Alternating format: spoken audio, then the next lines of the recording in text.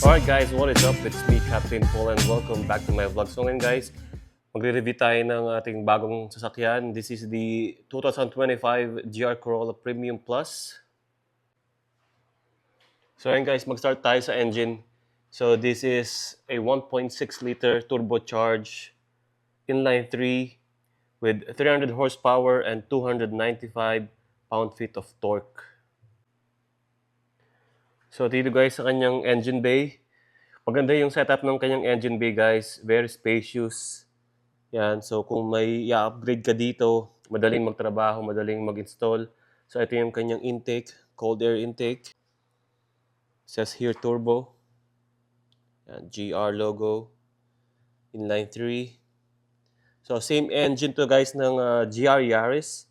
So unfortunately wala sa US ng GR Yaris. So ito ang version nila sa US, itong GR Corolla. Sa Pinas, merong GR Yaris. Mas nauna yung Yaris kaysa sa GR Corolla. So they share the same engine pero mas upgraded lang ng kaunti yung power, output, and torque ng GR Corolla. So ayan, napakaganda ng kanyang layout dito. Yan, very spacious, malinis yung pagkakagawa. Yan. Ito yung kanyang front bumper. Ito yung kanyang cold air intake guys. Dalawa yan. Meron din siya dito ng air duct. Okay. Functional grills. Dito meron din siyang air duct and a sub-radiator. So sa mga lower models or sa mga lower trims, wala siyang sub-radiator or oil cooler. Pero pwede mo siyang i-add. Pero sa Premium Plus guys, kasama na yan. And ayan, ito yung kanyang mga sensors. So yung kanyang headlight guys, ayan, it's a projector, LED. DRLs, LED rin yan. Fortunately guys, wala na siyang fog light compared dun sa last year na nilabas nila. Tinanggal nila yung fog light and pinalitan nila ng air duct para sa more cooling performance. Dito tayo sa kanyang hood guys. Yung kanyang hood, napakagaan. Yan, so very lightweight. Meron siyang hood scoop dito. Functional hood scoop para ma-release yung hot air from the engine bay. Yan. Ito yung kanyang engine. It says there, Meister, GR Meister. Kanyang oil, viscosity, 0W20. Ayan. Kung pansin nyo guys, wala yung battery dito. Diba usually ang battery nandito eh. This part. Pero ito ang battery niya guys, nasa likod, nasa compartment. So para ma-balance yung weight distribution guys at para mas maluwag din dito. So nilagay nila sa likod. So ito yung kanyang hood. Napakagaan guys. Ayan oh. So ito yung kanyang hood scoop. Ayan. These are functional. Lumalabas yung hot air from the engine bay. And then yung Premium Plus guys, this trim, yung kanyang hood naka-bulge yan. Ayan. Kung makikita nyo, ayan yung mga lines. Ayan. Medyo naka-bulge yan ng konti para mas machong tignan. Kumpara dun sa mga base model, ito naka-bulge siya. Oh. Diba? Mas aggressive, mas, ayan o. Diba? So dito meron din siyang air vents, functional air vents guys. Okay, for aerodynamic. Dito din. Yan, dito naka-blackout siya. Yun, naka-body color eh. And then GR badge. Right, naka-gloss black na side mirrors with integrated signal lights or turn signals. So yung kanyang body guys, naka fender flare na yan. Mas malapad. Diba? Siguro kailangan pa natin maglagay ng spacer sa gulong. Mga 10mm or 15 siguro. Para mas lumabas ng konti. Yan. Naka side skirt na rin yan. Tapos, ayun yung mga body lines. Ang ganda ng curve ng kanyang body.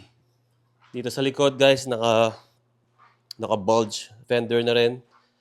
Yan, naka-fender flare na rin yan. Dito, meron siyang 10mm na spacer sa likod. So, siguro palit tayo ng 20, tapos 10 sa harapan. So, dito sa kanyang side skirt, it says GR4. So, this is an all-wheel drive hot hatch, guys. So, pwede siya sa gravel, sa snow, sa circuit, sa track, and pwede rin pang daily. Yan, sa normal road. So, yun yung kagandahan sa GR Corolla, guys. 'Di ba?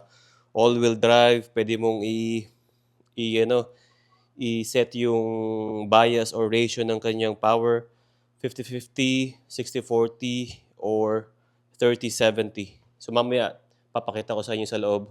So, ang gas nito says 85, pero pinapakarga ko 91 eh.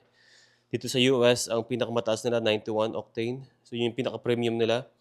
So dito tayo sa taas, guys. Ito yung kanyang isa sa mga pinakamagandang highlight ng GR Corolla, yung kanyang forged carbon roof. Yan. Sa raw carbon. Kakaiba siya. Okay, hindi siya yung mga may weave. Para siyang madumi pero hindi, guys. Ayan. Maganda yung quality. Maganda yung pagkakagawa. Very raw. Yan, meron siyang matte black na shark fin antenna. Ito yung kanyang spoiler, guys. Okay, sa mga base model din wala siyang ganito. Okay? So, kung gusto mo mag-add niyan, you'll pay extra. Meron din siyang functional vents dito for aerodynamic.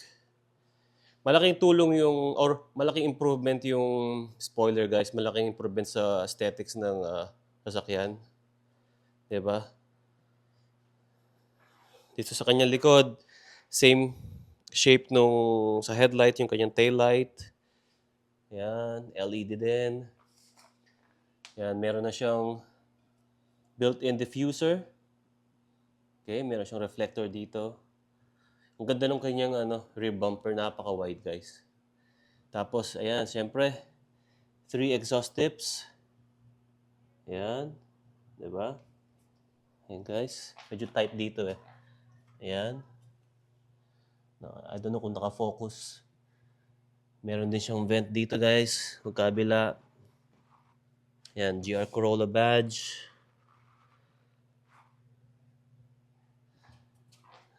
Ayan, very wide yung kanyang body structure. Ayan. Meron din siyang wiper dito, guys. As you can notice here sa kanyang side, ayan o.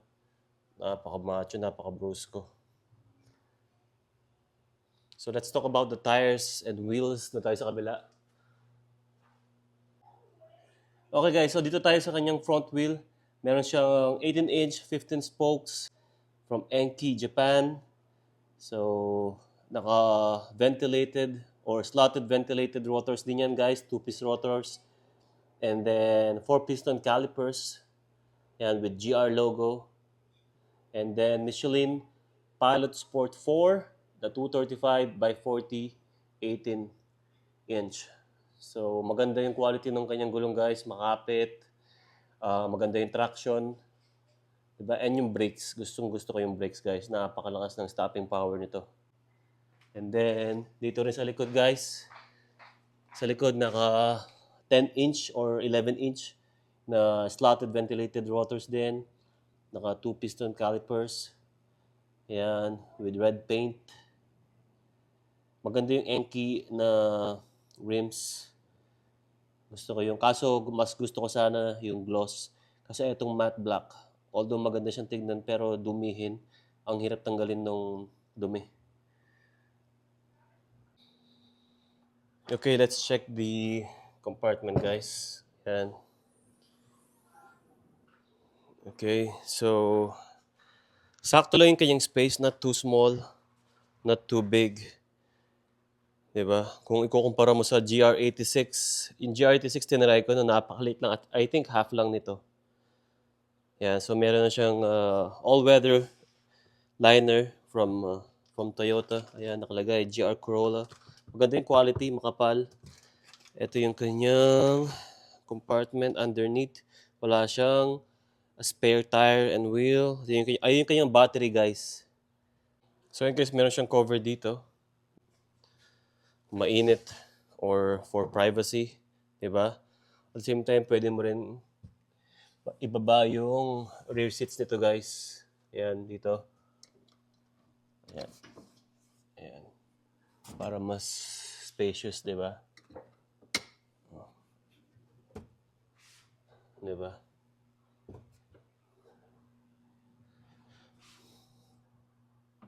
Ayan. Pwede rin siguro yung bike ko dito. So, ito yung kanyang rear passenger seat, guys. Not too spacious. Ayan. Balik natin to. So, yun guys. Same material nung front seat niya. Naka-suede. With combination of leather. With red stitching. Maganda yung quality ng kanyang seats. And then, try natin pumasok, guys. Ayan. Height natin, 6 foot tall. Insim natin, nasa 40 yata o 41. I'm not sure. Pero, meron pa namang mga 3 inches. 3 inches. And then, sa headroom, mga 3 inches din. So, maganda yung kanyang, maganda yung kanyang rear seat space. Ayan. Diba? Naka all-weather mat na rin yan. Ayan guys. Wala lang siyang rito, aircon vents. Tapos wala din siyang wala din siyang armrest dito sa gitna. Ayan, maganda yung quality ng kanyang door panels. Good quality plastics. Ayan, good quality seats. Naka-black headliner din yan guys. Diba? So, doon tayo sa harap. So, nakaka-keyless entry na rin yan guys. So, sa kanyang side door, meron siyang door sills na from factory. Yan, GR Corolla. Itong mga carbon, nilagay ko na lang yan para ma-protektahan yung kanyang plastics. Ayan. And then, ito yung kanyang cabin guys. Pasok tayo. So, ito guys, ito yung kanyang cabin. So, very simple lang. Napaka straightforward. So, all black. Gusto ko yung kanyang simplicity guys. Wala masyadong drama na nangyayari dito. So, kung ano lang yung mga kailangan mo. Pero at the same time, gusto ko yung simplicity at material na ginamit dito sa kanyang interior. Especially here. Ayan, soft touch leather yan. Also dito, sa kanyang mga door panels. Ayan, dito meron siyang soft leather sa armrest. And yan, naka-black siya na accent dito with gray. Yan. So, open natin guys. Kanyang cockpit. So, meron siyang 12-inch display guys. Vibrant yung colors. Pwede mong i-adjust dito yung kanyang light. Ayan. So, dito makikita mo yung mga informations. Ito, boost gauge. G-force. So, pwede mo rin palitan yan. Depende sa gusto mo. Meron din na pwede mong palitan ng all-wheel drive, bias, tapos tire pressure, mga temperature, ayan. 'Di ba? Pero ito yung pinaka-favorite ko. Then sa gitna, gear indicator yan. You'll see also the GR logo. And then pag nagpalit ka ng sports mode, yung kanyang tachometer guys, mag-iiba din. Ayan. Sa custom and sport, ganyan siya. Sa normal, yung circular tachometer and eco. Yan, yung sport gusto ko. Parang pang racing talaga siya. Ito yung kanyang drive mode guys. Yan. Galing, diba? And of course, this is a 6-speed manual transmission with IMT. Means intelligent manual transmission. So meron siyang auto rev match guys, so you don't have to heel toe. Pero kung gusto mo mag heel toe, gusto mo mapagod yung paa mo, pwede mo ring off yan guys, 'di ba? Pero malaking tulong yan lalo na pagka long drive or sa mga twisties, 'di ba? Hindi mo na kailangan problemahan yung heel to toe. Pero mas maganda pa rin na pag-aralan mo yung manual na heel to toe. Pero eto magandang feature to guys. Meron din siyang traction off and on and off. Dito meron siyang heated seat. Ayan. Kabila and wireless charging. Meron siyang charging port dito, type C. Ito yung kanyang all-wheel drive GR4 push para sa kanyang track mode. Okay, normal and gravel. So pwedeng sa track mode, alam ko 2025 iba na eh, nasa 3070 na yata eh, or 4060 or 6040. Sa normal, this is 6040, and then gravel 5050 yung kanyang power distribution ng kanyang all-wheel drive. Yeah, so meron din pala siyang limited slip differential guys, that's front and rear para sa kanyang all-wheel drive. Ayan, meron siyang cup holders dito, dalawa. Wala siyang armrest. Meron siyang mechanical na handbrake with leather and red stitching. Ayan. So maganda yung kanyang leather stitching guys. Even the seats, ito yung kanyang seats guys. Naka Alcantara suede material with leather and red stitching. Tapos dito sa kanyang headrest, meron siyang GR logo na embroidered. Ayan, ang ganda ng quality ng kanyang seat. Maganda yung bolstering ng kanyang seat guys, firm pero comfortable naman. Tapos hindi siya full leather kasi nga mas maganda yun pag mainit, pag summer, 'di ba? Kumpara sa full leather, ito mas malamig yung yung feel ng suede. Ayan. Diba? So, headrest or headliner is black. Diba? Meron siya ditong LED lights.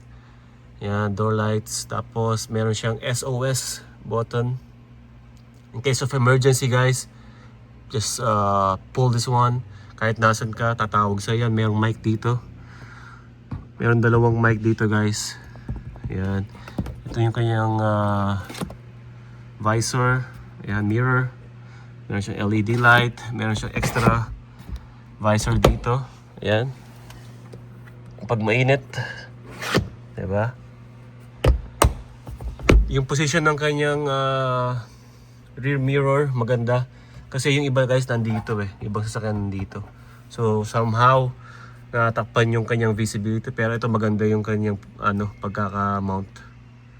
And naka JBL speakers yan guys, 8 JBL speakers. Sobrang ganda ng quality ng kanyang speakers guys. And then meron din siyang head-up display. So nakikita mo sa, nakikita mo yung information sa dash, speed limit, mga traffic signs, yung lane mo, cruise control lane. Makikita mo rin yung mga dyan, yung navigation. So, napakagandang feature guys. So, kung ano yung nandito guys, makikita mo din doon. So, you don't have to look here. Okay? And then, ito yung kanyang infotainment display. 8-inch. Maganda yung quality. Sakto lang. Diba? Very responsive naman guys. Ayan. So, if you want music, meron siyang Apple CarPlay and Android Auto. Ayan. Apple CarPlay wirelessly, that's wireless. Meron siyang physical volume dial dito. Yan, gusto ko yung ganyan. Ayoko nung touchscreen. And then, ayan, meron siyang automatic climate control. Ito yung kanyang heater, defoggers. Ayan, sink para sa kanyang air condition. Kung gusto mong separate kayo ng temperature, pwede rin naman. Yan, siyempre ito yung kanyang push button, start and stop push button. So yung kanyang steering wheel guys, sakto lang yung size. Sakto lang, not too big, not too small, maganda yung grip. Diba? Ito yung kanyang mga buttons, controls. Yan, meron siyang GR logo dito or badge. And then naka-wrap siya ng leather with red stitching. Okay, maganda yung ano guys, maganda yung shape ng kanyang steering wheel. Plus, meron siyang heated steering wheel. Ayan. Dito makikita nyo.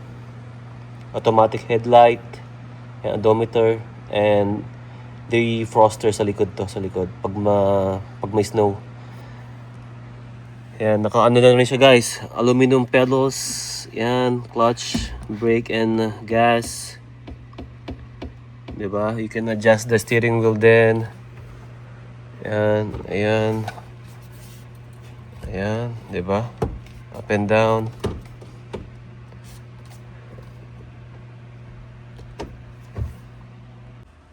So, meron siyang glove box dito guys.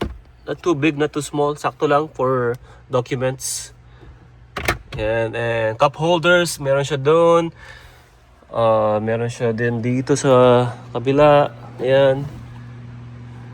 Not too big, pero okay na rin naman, di ba? Isang mineral water, bottled water na 8 ounces. And then, sa gitna rin, meron siyang cup holders. And sa passenger seat, guys, meron siya dito. Ayan, open natin yung light. Ayan, meron siya dito, cup holders, magkabila. And meron din siya sa may center armrest. Meron siyang cup holders din dyan. So, total 8 cup holders, guys. So, not bad for a hot hatch, di ba? So, eto yung kanyang armrest dito and cup holder. Di ba? So, overall, guys, gustong-gusto ko yung kanyang interior. Yung pagkaka-arrange ng kanyang cockpit. Ayoko din nung malalaking like big touch screens, 'di ba? Mas gusto ko yung may mga physical buttons, dials, 'di ba? So mas nandun yung engagement ng driver sa sasakyan, especially itong kanyang manual transmission.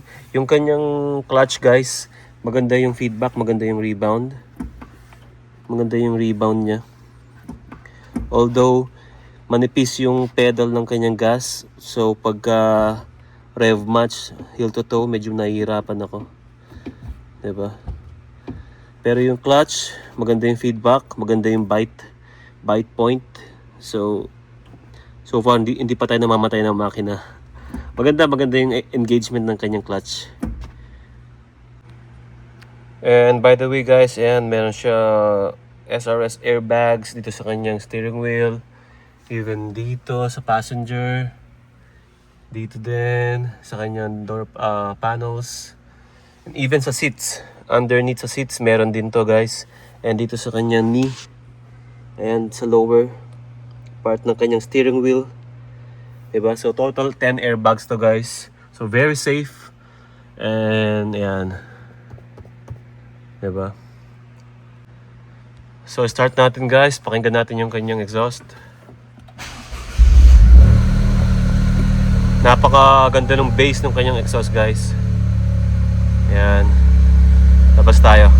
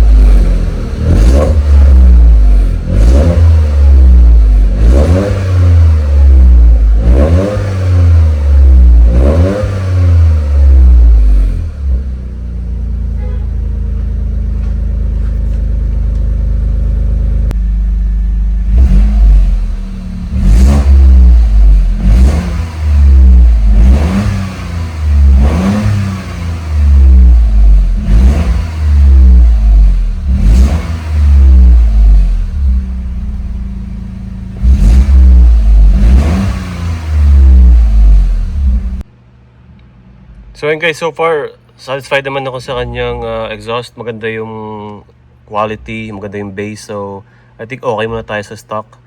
So let's enjoy it like for 2 to 3 years, diba? And then palit tayo ng cold air intake tsaka ng exhaust cutback. And then, yeah, tignan natin kung ano mangyayari. So, dito tayo guys sa kanyang driving assist or drive assist.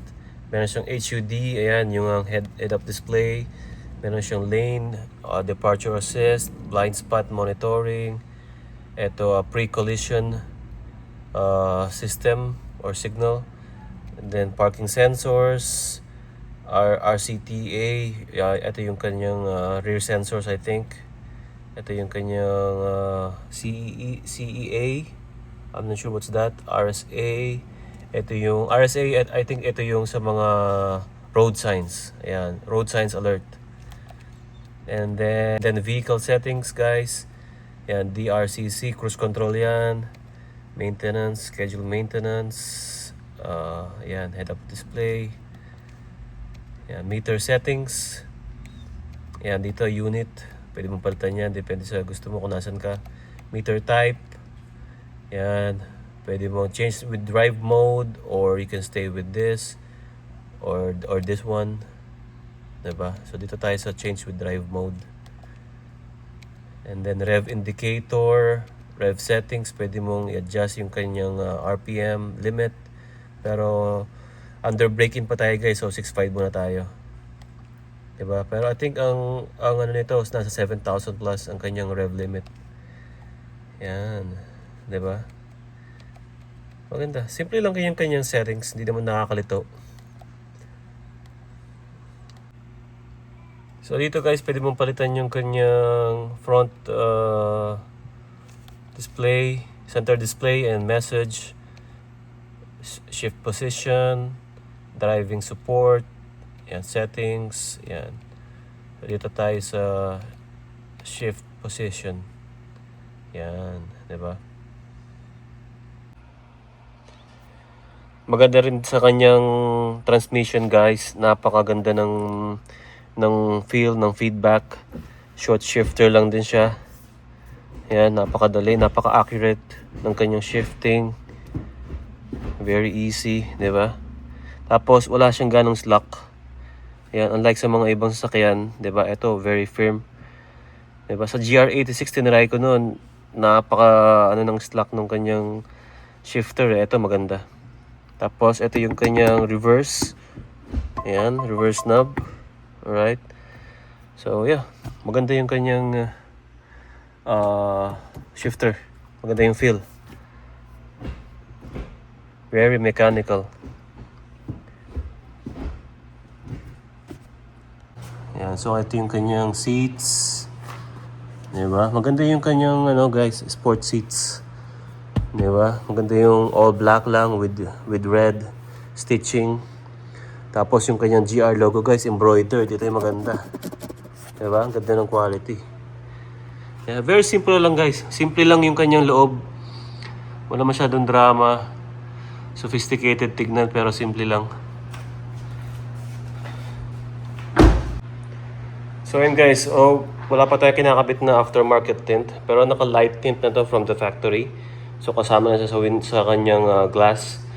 So far okay naman. Medyo maikpit kasi sa California when it comes to window tints. So I think okay na muna tayo ng ganito. Yan. So ito yung kanyang overall look. Diba? Hindi tayo makakuha ng magandang angulo kasi medyo tight dito guys. Dito yung motor ko eh. So dito tayo yan. Yan, dito. Diba? Ganda nung kanyang stance. Siguro pag nilowered mo pa to ng mga 1 inch or half inch, diba? Mas maganda. Tapos spacers. Pal tayo ng spacers. Iba talaga yung bulging spoiler. Mas maganda yung yung rear end niya. Yan. So far all stock muna tayo guys. Wala tayong kailangan palitan pa. Napakagwapo na. 'Di ba? Pinaka-favorite part ko itong likod. Napakalapad talaga nito. Sa personal guys ha. Sa video or photo, I don't know. Medyo siguro hindi mo ma-appreciate. Pero pag sa personal guys, ibang-iba yung sakyan na to. Napaka-appealing. Even sa kanyang front. Yan, yung kanyang front bumper. Very white din. Ayan. Diba? So yun guys, na-share ko lang yung ating GR Corolla Premium Plus 2025 model. So yun guys, tapusin ko na yung vlog dito. Next vlog natin, ride tayo, punta tayo ng canyons. Check natin yung performance ng GR Corolla sa twisties. And yung kanyang acceleration. And guys, so thank you for watching guys. Abangan yung mga vlogs natin dito sa ating GR Corolla. Thank you for watching. Keep safe and God bless.